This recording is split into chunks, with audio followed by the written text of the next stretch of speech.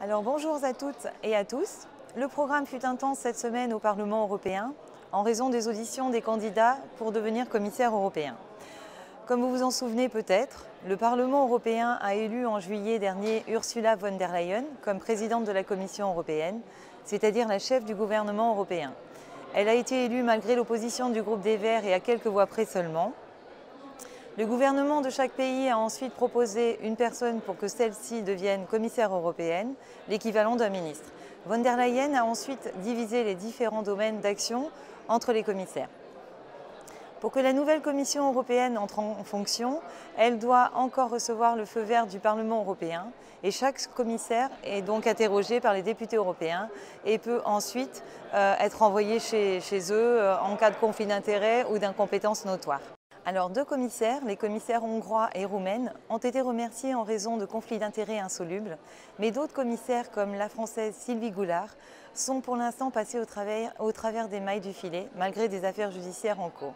En ce qui me concerne, j'ai auditionné deux candidats commissaires, Jutta Urpilainen, proposée par la Finlande en charge des partenariats internationaux, c'est-à-dire de la politique de développement international de l'Union européenne, et Elisa Ferreira, proposée par le Portugal, en charge de la politique de cohésion et des réformes, c'est-à-dire des fonds européens utilisés dans les régions. Et j'en auditionnerai un troisième, Virginijus Sinkevičius, proposé par la Lituanie, en charge de l'environnement et des océans. Les deux premières n'ont rien dit de choquant ou à quoi on pourrait s'opposer, mais elles n'ont pas pris d'engagement à la hauteur des crises que nous traversons.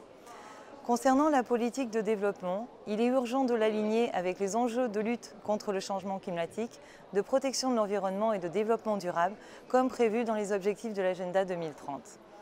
Concernant la politique de cohésion, j'ai demandé à Elisa Ferreira qu'elle mette fin au financement européen pour des projets néfastes pour l'environnement et qu'elle garantisse que les populations locales soient systématiquement associées aux décisions.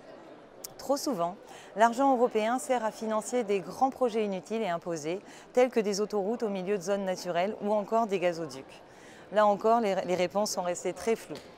D'autres problèmes encore entourent cette commission, le fait que les questions de migration, de sécurité, de culture et de jeunesse aient été regroupées sous l'égide d'un même vice-président de la Commission européenne chargé de protéger le monde de vie européen. C'est particulièrement problématique. Cela suppose que les migrations sont une menace au mode de vie européen et une telle insinuation est inacceptable. La semaine prochaine, une fois les auditions terminées, les eurodéputés écologistes se réuniront pour décider de leur position. Nous vous tiendrons bien sûr informés. À la semaine prochaine.